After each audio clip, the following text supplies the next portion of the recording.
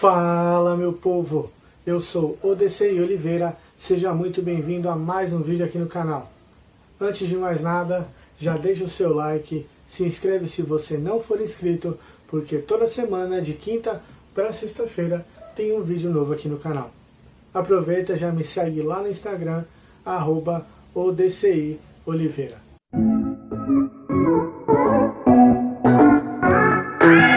E no vídeo de hoje nós vamos falar sobre pirataria. Sim, quem nunca se imaginou em andar pelos 7 mares em um navio fantasma, conhecendo lugares maravilhosos e tudo mais? Não, claro que não. Ninguém sonhou com isso, não é mesmo? Mas hoje a gente vai trazer alguns pontos bem interessantes sobre tudo que envolve piratas, histórias, lendas, um pouquinho de cada coisa aqui para vocês.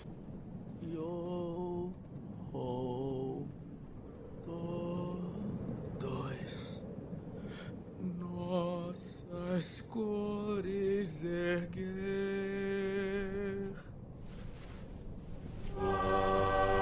ladrões e mendigos jamais irão morrer.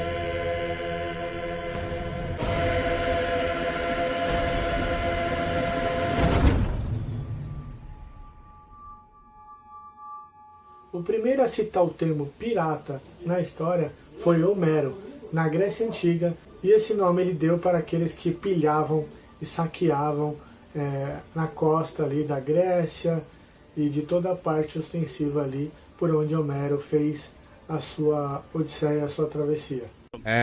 Hoje é claro que o termo pirata é usado para muitas coisas na nossa sociedade, normalmente coisas que não são originais, o que vem de uma procedência duvidosa, assim como brinquedos falsificados e tudo que vem dessa espécie. Já os piratas da época de Homero, eles navegavam pelas rotas comerciais à procura de riquezas, barcos carregando tesouros ou carregando minérios, enfim, com pedras preciosas e tudo mais. Eles também procuravam navios de transporte que levavam pessoas ali importantes, para poder sequestrar e ali conseguir algum dinheiro a mais ou pequenas fortunas também. Eles usavam esse artifício.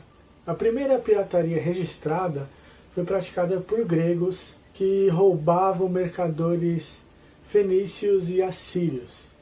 Tudo isso por volta do ano 735 a.C.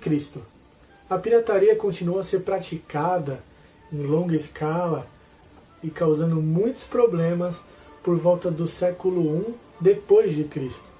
Nessa época, mais ou menos, é contada uma história de quase 1000 navios piratas que destruíram toda uma frota romana e também saquearam aldeias ao sul da Turquia.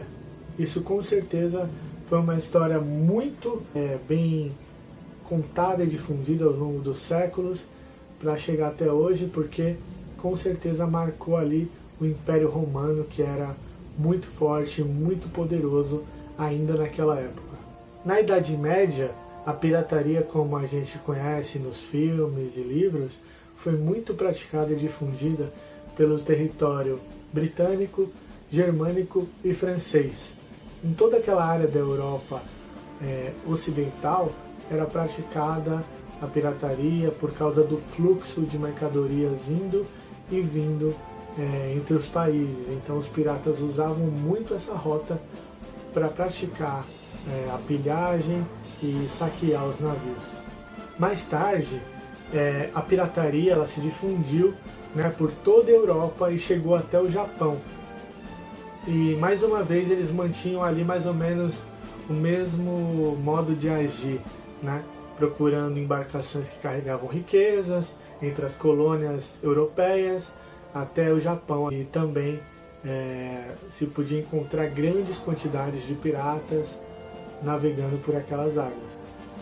E ali eles encontravam de tudo, já que eram colônias europeias, onde muitas das vezes nobres se deslocavam.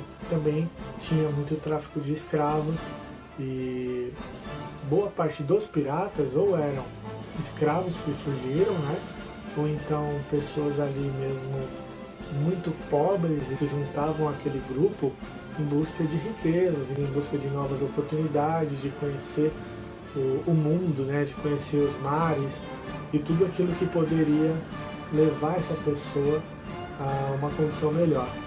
Então a pirataria, como a gente conhece hoje em dia, ela existia ali naquele período desde do século I depois de Cristo até chegar no seu ápice no século XVIII, onde muitas das histórias que a gente conhece foram contadas, onde a gente podia encontrar ali muitas lendas, e aí nós chegamos até o ponto onde tem as histórias e os filmes, que é o Mar do Caribe, onde desde o século XVI havia uma concentração muito importante ali de piratas, muito significativa, onde eles atacavam principalmente os navios espanhóis, mas posteriormente eles atacaram também qualquer tipo de navio que seja de uma das colônias ou de algum país, né, uma soberania, que tivesse ali um posto avançado que passasse por aquela região.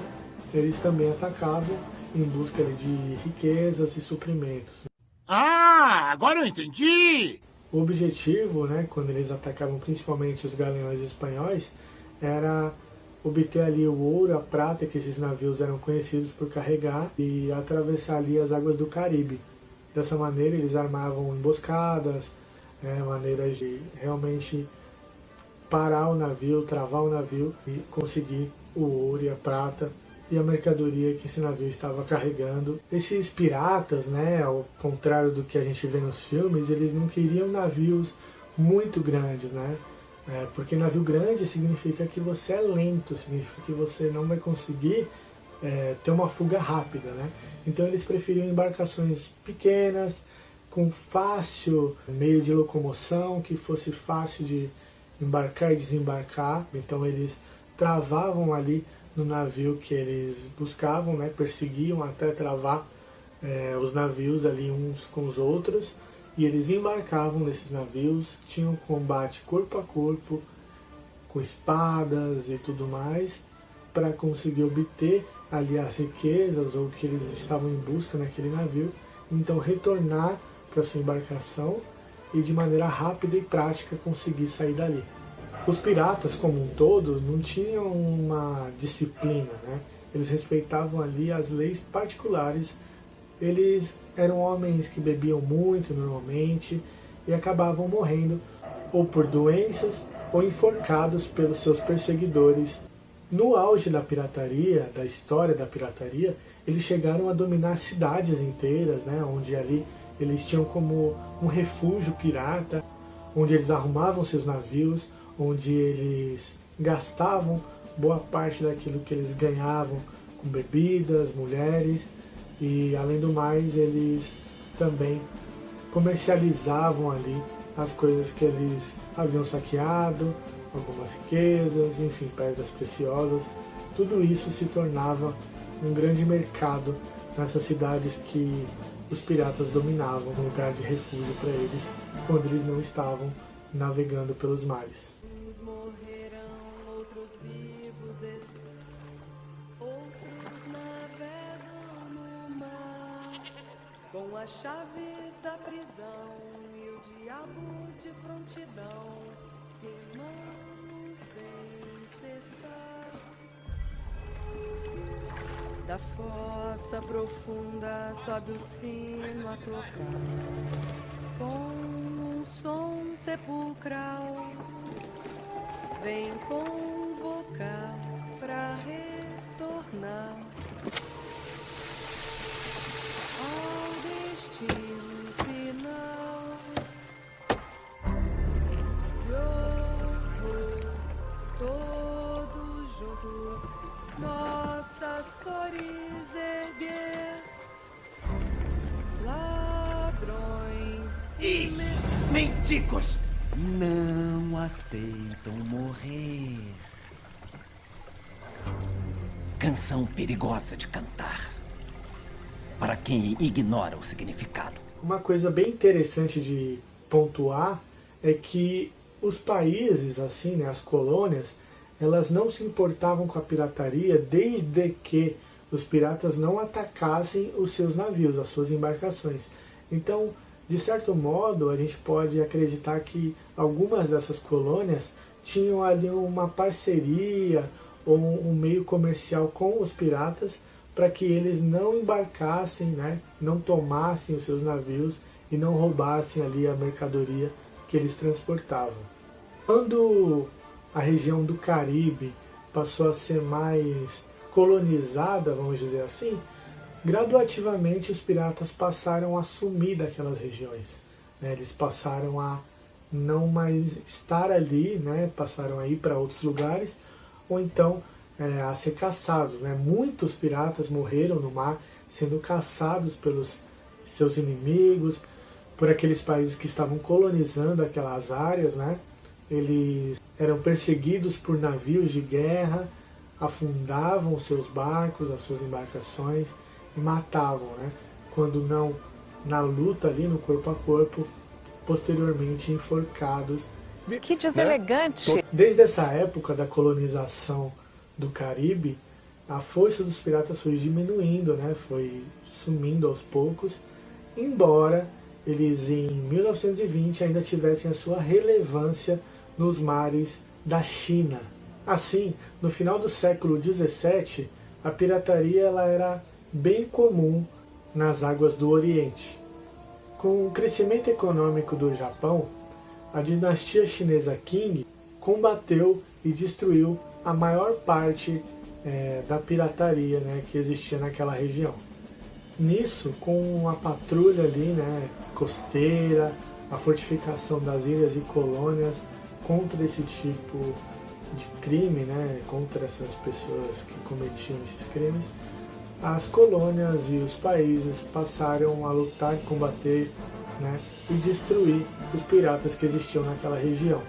Sendo assim, no final do século XIX e início do século XX, a pirataria foi praticamente extinta nessas áreas. Uma coisa bem interessante dos piratas era o código de conduta que eles mantinham. Ignorem o código! Afinal...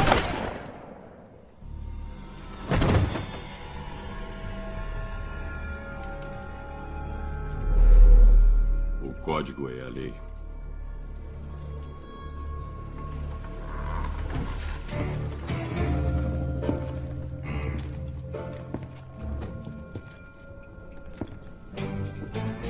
Está no meu caminho.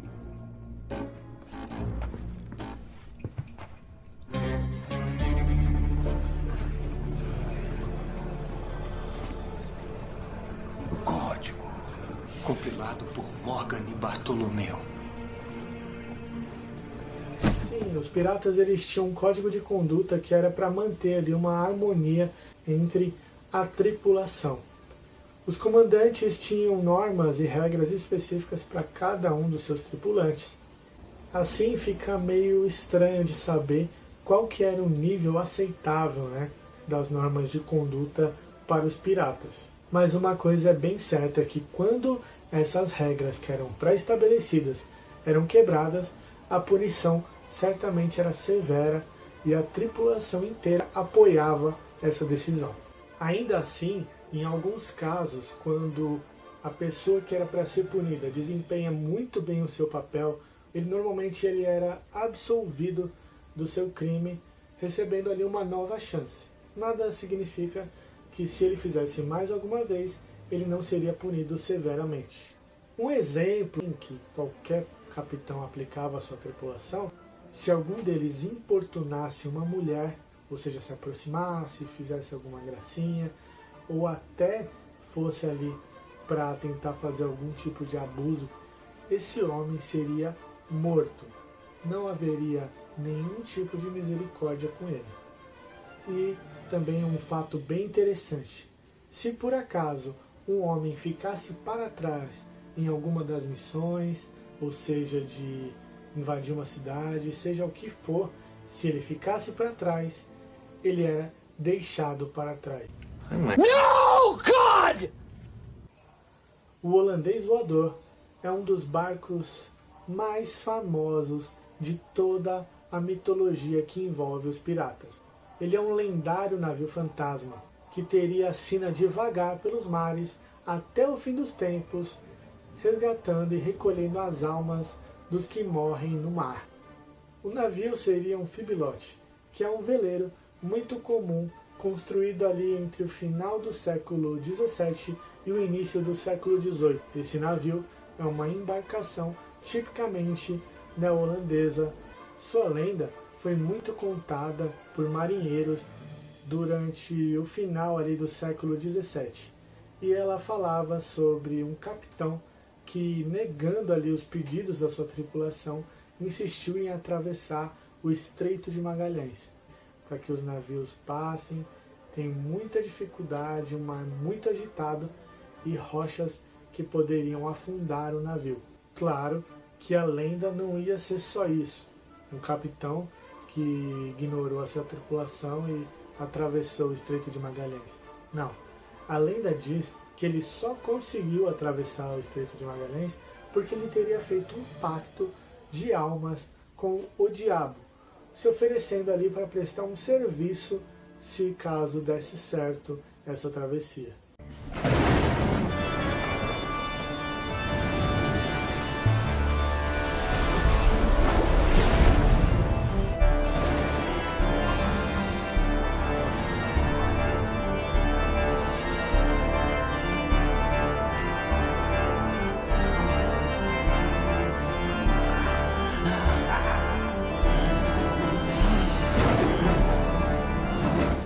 A lenda de David Jones diz que, para alguns, ele é um demônio do mar. Para outros, ele seria apenas uma pessoa. Já alguns acreditam que ele seria alguma forma de um deus. Sua capacidade seria de atormentar os marinheiros dos barcos inimigos até a morte, fazendo com que eles implorassem. David Jones teria o poder de afundar navios totalmente despreparados com tempestades. Teria a capacidade de atormentar os seus comandantes para que eles se perdessem de suas rotas. Ou então até convocar um enorme kraken para que destruísse e afundasse o navio. Assim sendo, David Jones sempre deixava alguns daqueles barcos que ele afundava para serem recrutados para o seu navio. Ele lhes oferecia a oportunidade de trabalhar por 100 anos antes de que suas almas fossem novamente libertas. A lenda ainda dizia que David Jones era um homem sem coração. Sim, ele teria feito esse acordo com o diabo, oferecendo seu próprio coração como recompensa. Sendo assim, o homem que encontrar o coração de David Jones e perfurá-lo, não só matará o demônio, mas também vai tomar o seu lugar como capitão do holandês voador. Você teme a morte? Nem faz ideia. Se você gostou desse vídeo, não esquece de deixar esse like. Por hoje é só, pessoal. Um forte abraço e valeu!